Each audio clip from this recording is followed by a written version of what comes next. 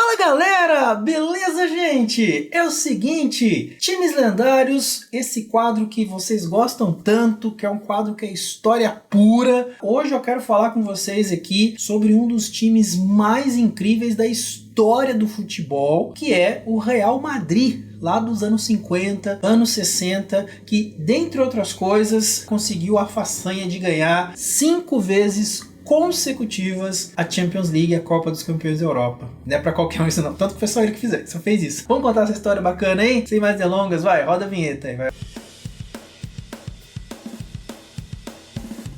Olha o gol! Olha o gol! Olha o gol! Olha o gol! E lá vem mais! Olha a bola tocada, virou passeio! Minha nossa! Minha nossa! Lucas!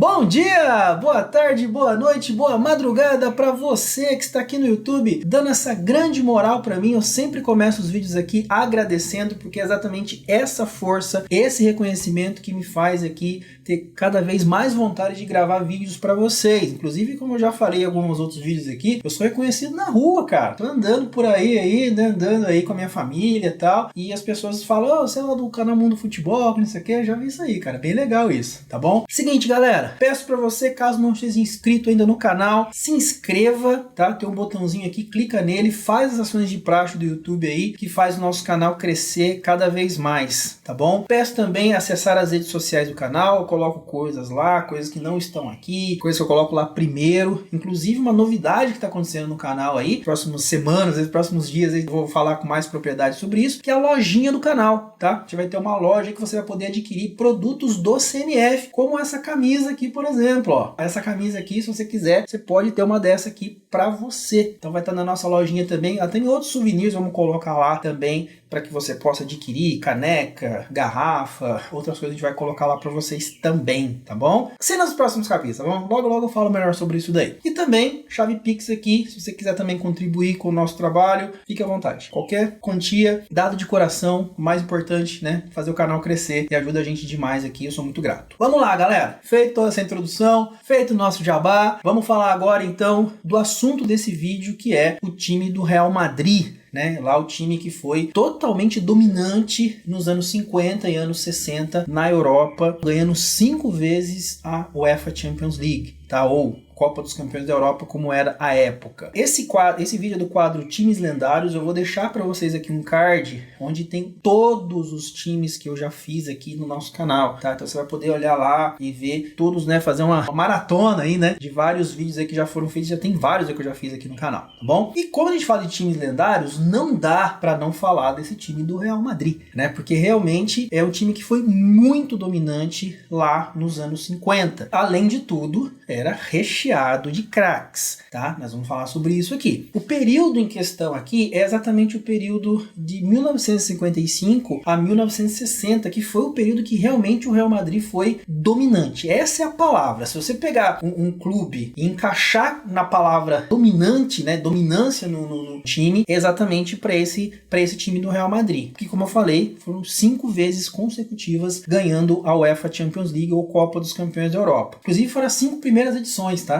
Então, de 1956 até 1960. Todos esses anos aí, 56, 57, 58, 59, 60, o Real Madrid ganhou esse campeonato. E também foi 4 vezes campeão, nesse período, campeão espanhol. Em 1954, 1955, 1957 e 1958. Então, aquele negócio, não basta apenas dominar tem que dominar geral. Por isso que eu falei, dominante mesmo, tá? Realmente ganhou muita coisa esse time do Real Madrid. Vamos citar aqui alguns jogadores que se destacaram nesse período, né, de dominância do Real Madrid, e vou citar alguns deles aqui, tá bom? Primeiro eu quero citar o jogador uruguaio José Santamaría. E na verdade ele nasceu no Uruguai, mas também tinha a cidadania espanhola. E lembrando também que nessa época era muito comum a gente ver, Hoje isso não pode acontecer, tá? Mas um jogador defender países diferentes, né?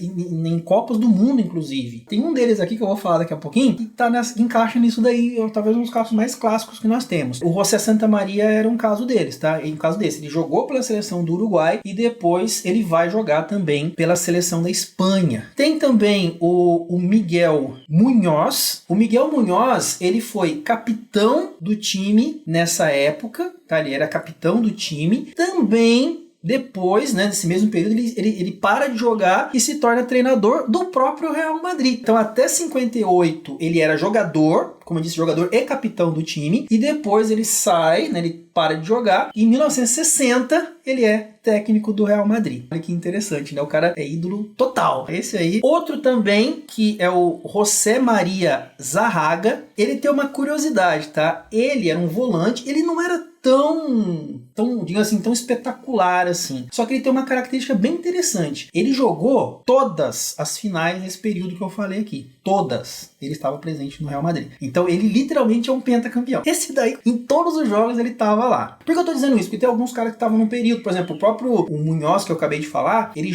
como jogador, ele vai até 58 só, né? Aí 59, 60, ele já não tá em 60, ele tá como técnico. Mas o Zarraga, ele joga todos os jogos, as finais de Champions League, de Copa dos Campeões, desse período, tá? Outro também, esse cara era um extra classe. Até agora você tem jogadores espanhóis, né? Mas tem um cara aí, já começa pelos, digamos assim, os estrangeiros, né? Esse cara aqui dispensa comentários, que é o Raymond Kopa. O Kopa, ele chega no time do Real Madrid a partir de 1957. E ele era um jogador da seleção francesa, inclusive. Ele jogava no Stade Rennes e depois ele vai pro Real Madrid, mas era um baita de um meia. Na seleção da França, inclusive, na Copa de 58, fala-se muito até hoje, né, do Just Fontaine, que foi o artilheiro, ele foi o maior jogador, o jogador que mais gols fez em uma única edição de Copa do Mundo, ele fez 13 gols. Inclusive, foi a única Copa que ele jogou e aquele, né, ele arrebentou com a Copa. E fala-se muito dele, né, que ele era o grande destaque da seleção francesa, a França que foi terceira colocada naquela Copa. Perde na semifinal pro Brasil, inclusive. Craque daquele time, o jogador mais cerebral, mais clássico daquele time, era o Kopa, né, e o Kopa na época da Copa de 58 já era jogador do Real Madrid, mas ele realmente era muito bom mesmo, um baita de um meio campo, um baita de um meio armador, aquele meio clássico mesmo, né. Outro jogador também, esse também é na mesma pegada do Santamaria, né, que é uruguaio e espanhol. Agora tem também o Héctor Rial, que era um jogador argentino de nascimento, mas também com cidadania espanhola. Ele era um atacante, era o goleador do time.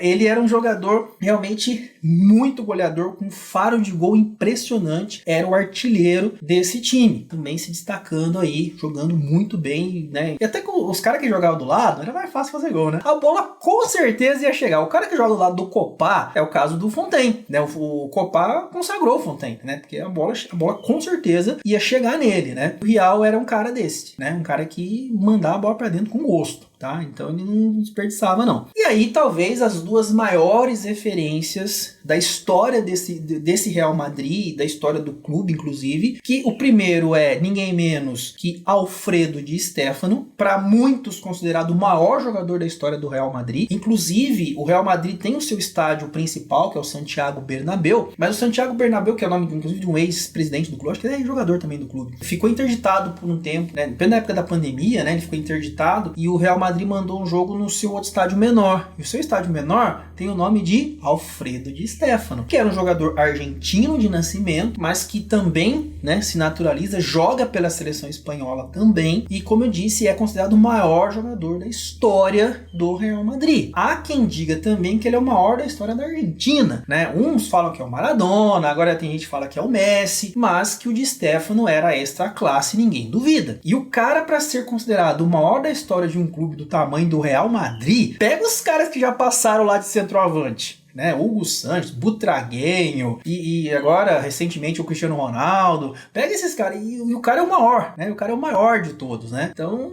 alguma coisa grande esse cara fez. Ele disputou 396 jogos com a camisa do Real Madrid e fez tá? Olha só, pasmem, 313 gols, tá? A média de quase um gol por partida, como eu disse, considerado o maior jogador da história do clube. Além dele, tinha um outro camarada que chegou mais pra frente, nesse período aí, ele não chega logo no começo, ele chega só em 58, mas que tão emblemático quanto, que é ninguém menos que Ferenc Puskás, jogador húngaro de nascimento, mas que também se naturaliza espanhol e também joga pela seleção da Espanha. Inclusive, ele joga uma Copa do Mundo pela Espanha. Participou daquele time da Hungria de 1954, que inclusive eu fiz vídeo aqui no canal nesse quadro Times Lendários. Eu vou deixar o card aqui pra vocês também. Já tá naquela playlist do começo, tá? Mas eu vou deixar o card só da Hungria aqui pra vocês. Porque ele era a principal referência daquele time húngaro que encantou o mundo lá em 1954, né? Que foi vice-campeão do mundo, né? Perdeu na Alemanha, lá naquele famoso jogo lá a Batalha de Berna, né? Lá na Suíça. Puskás chega em 58 e também se consagra. E como eu falei, o Puskás joga a Copa de 54 pela seleção da Hungria e joga a Copa de 62 pela seleção da Espanha. E é aquele cara que dispensa comentários. Ele é tão grande, mas tão grande que tem um prêmio com o nome dele. Eu já falei isso aqui várias vezes, já falei em vídeos anteriores aqui. Todo jogador que tem um nome dele, um prêmio oficial da FIFA, é porque esse cara, coisa grande ele fez, né? Nós temos o prêmio aí, o Puskás, nós temos o Yashin também já teve prêmio com o nome dele, agora a Marta também vai ter um prêmio com o nome dela, mas são caras que, pô, e o Puskás é um caso clássico aí, né? Então, como eu disse, eu ia citar alguns jogadores, tá? Porque senão fica aqui até amanhã falando de jogadores aqui do Real Madrid, mas só pra citar alguns aí, eu cito esses aí. Vamos falar um pouquinho agora das campanhas, e eu vou focar nas campanhas da Champions League. Vamos lá. Lembrando também que não era Champions League, era a Copa dos Campeões da Europa. Quem já viu outros vídeos do canal que eu também falo muito isso, né? Era só os campeões que jogava. Por isso que ela tinha esse nome, tá? Então os campeões nacionais jogavam e toda ela no formato de eliminatório. Eliminatória simples, confronto e de volta, e classifica o melhor dos dois, tá? E assim indo sempre eliminatória. Não tinha fase de grupo, que nem tem hoje, por exemplo. Então vamos lá. Então focando nessas campanhas, eu vou falar de 56 pra frente. Mas como eu falei no começo, o Real Madrid vinha de um bicampeonato espanhol, tá? Em 1954 e 1955. E aí, na temporada 55-56, o Real Madrid começa a jogar a primeira edição da Copa dos Campeões da Europa nesse formato que eu falei pra vocês, tá bom? E aí, o Real Madrid começa enfrentando o Servette, né? Da Suíça, e os confrontos, assim, no agregado, o Real Madrid venceu por 7-0. Foi 2-0 no primeiro jogo na Suíça, e jogando em Madrid 5-0. Aí nós vamos agora pro segundo confronto, aí um confronto bem difícil pro Real Madrid, enfrentando o Partizan, né, da Iugoslávia, que hoje o Partizan é da Sérvia, né, mas ele era, na época, nem existia a Iugoslávia, ele era do país, e o confronto foi complicado. No primeiro jogo foi 4-0 pro Real Madrid, jogando em casa, jogando na Espanha. Só que no jogo na Iugoslávia, quase que o caldo azedou, porque o Partizan venceu por 3-0. E se vocês olharem aqui, foi a maior derrota do período do Real Madrid, tá? Dependendo dessa que eu vou falar aqui, o Real Madrid não tomou tanto assim não, foi 3-0 pro Partizan, só que na somatória dos resultados ficou 4-3 pro Real Madrid, o time passou para a semifinal. E aí na semifinal veio um cara de pescoço aí, veio um time grande aí que foi o Milan da Itália, tá? E o confronto também foi bem difícil. No confronto contra o Partizan, você vê que foi 4-0 e 3-0 contra, né? Então você vê que foi uma discrepância muito grande. Já nos confrontos contra o Milan na semifinal, foram confrontos assim bem equilibrados. Foi 4-2 pro Real Madrid no jogo de ida, sendo que o Real Madrid, no momento do jogo, tá perdendo o jogo de 2-1, e no jogo da volta perdeu de 2-1 jogando em Milão, tá? Mas também na somatória dos resultados ficou 5-3 para o Real Madrid, e aí o Real Madrid acaba indo para a final. E na final, jogando no Parque dos Príncipes, em Paris, na França, o time espanhol enfrenta o Rennes, o Stade Rennes da França. O Stade Rennes, gente, hoje é um time muito pequeno, quase sem expressão lá na França, mas já foi time grande, ganhou, poderosão, inclusive chegando à final de Champions League, de Copa dos Campeões, um time realmente muito forte, assim como, por exemplo, é o Estrasburgo, né, que era o time também que o Saint-Étienne, né, que o Saint-Étienne também já fez final de Champions League, tá? Então, era muito forte, hoje não são tantos, hoje são de menor expressão, mas na época realmente era muito forte. Inclusive, o Copa jogava no Stade Rennes nessa partida. Ele, inclusive, até fala-se que o Real Madrid contratou o Copa por causa desse jogo, tá? Porque o jogo jogou muita bola contra o Real Madrid. O jogo foi 4-3 pro Real Madrid. No resultado ali, realmente foi um confronto bem, né, bem parelho ali. O jogo aconteceu no dia 13 de junho de 1956, tá? Realmente foi um negócio bem doido aí. E aí nós vamos agora, então, para o ano de 57, tá? O ano de 57 em que o Real Madrid, jogando a Champions League, né? O Real Madrid joga enfrentando na primeira rodada, na primeira fase, enfrenta o Rapid Viena da Áustria, e tem uma coisa bem interessante, tá? A necessidade de se fazer um jogo de desempate. Então, quando o confronto ficava empatado, eles faziam um jogo de desempate, e foi o que aconteceu nesse confronto aqui. Aconteceu um jogo de desempate, por quê? Porque o Real Madrid vence o primeiro jogo na Espanha por 4-2, perde jogando na Áustria por 3-1. Na somatória, daria 5-5 no confronto. E aí eles fizeram um confronto à parte, um confronto extra, um terceiro confronto, e nisso aí o Real Madrid vence por 2-0. Depois o time espanhol, na segunda fase, né, na fase seguinte, enfrenta o Nice da França, sem maiores dificuldades, 2 vitórias para o Real Madrid, venceu a primeira em casa por 3-0 e a segunda fora de casa, jogando na França por 3-2, 6-2 no agregado. Passou tranquilo. Aí depois veio as semifinais, e nas semifinais o outro grandão, né? Se na anterior foi o Milan, dessa vez Manchester United da Inglaterra. E também 2 confrontos ali bem pesados para o Real Madrid. Venceu o primeiro jogo por 3-1, jogando no Santiago Bernabéu, e no jogo da volta, jogando em Old Trafford, jogando na Inglaterra, 2-2, o Real Madrid passa, né, no agregado aí de 5-3, mas foi um jogo bem complicado. O Manchester United vendeu caro a sua derrota, né, realmente aí. E o United, que tinha um bom time, inclusive, era o time que um ano depois viria sofrer aquele acidente lá, famoso acidente lá em Munique, né? E era um time muito bom, o time do Manchester United. E aí o Real Madrid vai pra final. Nesse ano o Copa já era jogador do Real Madrid, né? E ele foi importantíssimo na conquista desse título, tá? Porque a final aconteceu no dia 30 de maio de 57, contra a Fiorentina da Itália, e o resultado foi 2-0 para o Real Madrid. Uma coisa bem interessante, o Real Madrid jogou em casa, ele jogou no Santiago Bernabéu, porque já era decidido antes, né? Assim como é hoje, né? Foi decidido antes, e o Real Madrid, jogando no seu estádio, conseguiu ser campeão. Aí vem o ano de 58, nesse ano o Real Madrid também ganha, além da Champions League, também ganha o Campeonato Espanhol. A campanha da Champions League foi a seguinte: Royal Antuérpia, né, ou somente Antuérpia para alguns aí, né, da Bélgica, nessa primeira fase, com 2 vitórias do Real Madrid. A primeira jogando na Bélgica foi 2-1, e em casa no Santiago Bernabéu, mas passou o trator com gosto. Foi 6-0, tá? 8-1 no agregado. Aí depois veio o jogo contra o Espanhol, né? Que era o campeão espanhol do ano anterior, que era o Sevilha. O segundo jogo fora de casa contra o Sevilha foi 2-2, foi bem duro, mas o primeiro jogo foi 8-0, gente. O primeiro jogo, um jogo de Copa dos Campeões e um clássico local. Nas semifinais, o time do Real Madrid joga contra o Vasas da Hungria e vence o primeiro confronto em casa por 4-0, e já o segundo confronto na Hungria foi 2-0, mas ó, e aí no agregado ficou 4-2 e o Real Madrid passou para a final, tá? E na final enfrentou o Milan, tá? O Milan da Itália. O Milan que tinha jogadores do naipe, por exemplo, do Lindholm, né? O sueco que jogava, né? Que fez história lá. Tinha aquele trio, né? Grenoli, né? Que era o Gordon Green, o Gordon Nunham e o Nils Lidholm, né? E o Lidholm tava nesse time aí. Tinha também o Schiaffino, que foi um jogador que fez gol no Brasil, né?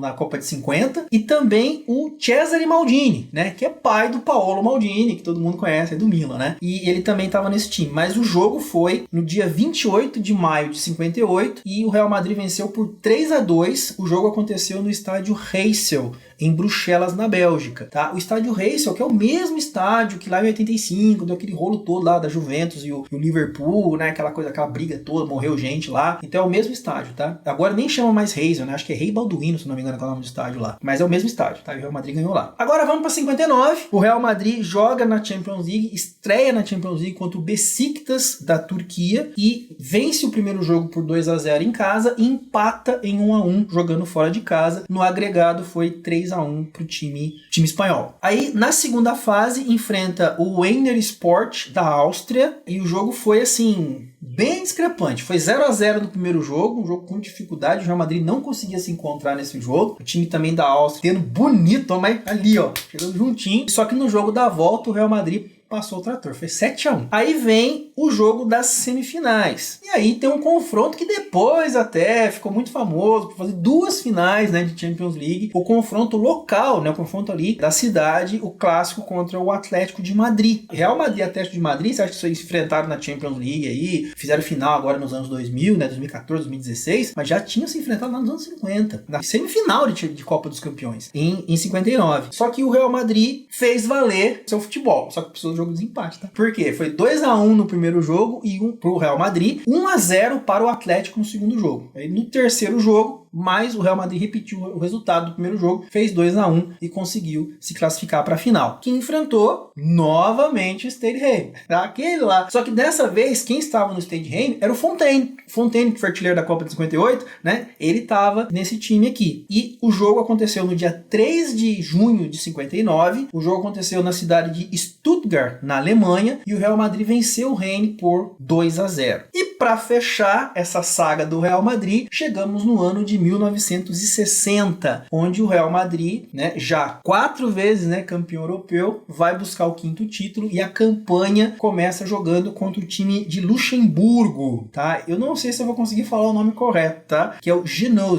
de Luxemburgo. E assim, o confronto foi o mais desigual de todos que eu tô falando aqui. Pra você ter uma ideia, no agregado foi 12-2 pro Real Madrid. Foi 7-0 no jogo em casa, no Santiago Bernabéu, e 5-2 jogando em Luxemburgo. 12-2 no confronto aí no agregado. Na segunda fase, o time do Real Madrid enfrenta o Nice da França. O Nice que era muito forte naquela época, tá? Nos anos 50 ali, realmente era bem forte mesmo esse time. No jogo de ida, jogando na França, o Madrid perde o jogo, tá? Perde por 3-2 o jogo de ida, mas na volta estabelece ali a seriedade do negócio, põe ordem na casa, faz 4-0 e se classifica próxima fase. E nas semifinais, se na semifinal de 59 nós tivemos Atlético de Madrid versus Real Madrid, nessa daqui nós tivemos simplesmente o quê? El Clássico, Real Madrid versus Barcelona.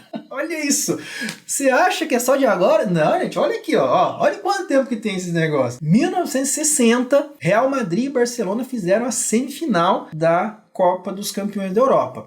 Lembrando também que o Barcelona não era o Barcelona que é hoje, tá, gente? O Barcelona nos anos... sempre foi um clube grande, mas não com essa projeção internacional que ele tem hoje. Assim, algo mais ou menos parecido com o Bayern de Munique. O Bayern de Munique foi gigante, foi top dos anos 70 pra frente. O Barcelona também é a mesma coisa, dos anos 80, anos 90 pra frente, o Barcelona realmente se torna essa potência, essa referência mundial que ele é. Mas até então, o Barcelona era um time ali, assim, a nível europeu, ele não tinha tanta relevância assim. Mas chegou, como eu disse, a semifinal da Copa dos Campeões desse ano, de 1960, contra o Real Madrid. Só que perdeu os 2 confrontos. 3-1 os 2 jogos, tá? 3-1 tanto no primeiro jogo no Santiago Bernabéu, como também 3-1 no jogo lá no Camp Nou. Obviamente 3-1 pro Real Madrid, né? Então no agregado foi 6-2. E na final da Champions League desse ano, da Copa dos Campeões de 60, ela aconteceu no dia 18 de maio de 1960. Esse jogo, talvez o jogo mais emblemático de todos, dessas finais que o Real Madrid fez, é o jogo mais lembrado, inclusive tem imagens desse jogo aqui no YouTube, eu vou deixar o link aqui para vocês na descrição, para você poder acompanhar, que é um jogo extremamente emblemático, aconteceu no estádio Hampden Park, lá em Glasgow, na Escócia. Esse jogo foi contra o Eintracht Frankfurt, da Alemanha, e o Real Madrid fez 7-3. É o maior placar da história da Copa dos Campeões de uma final. 7-3 na final. Foram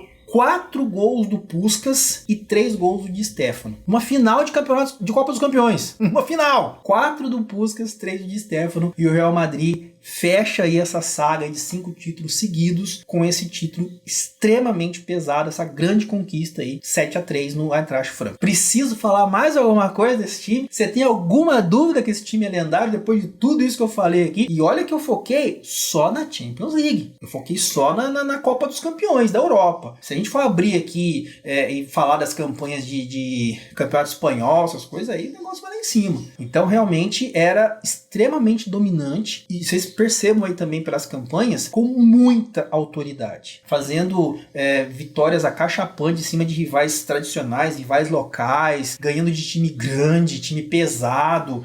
7-3 numa final, cara. Então realmente era um baita de um time esse Real Madrid. E você, o que você acha?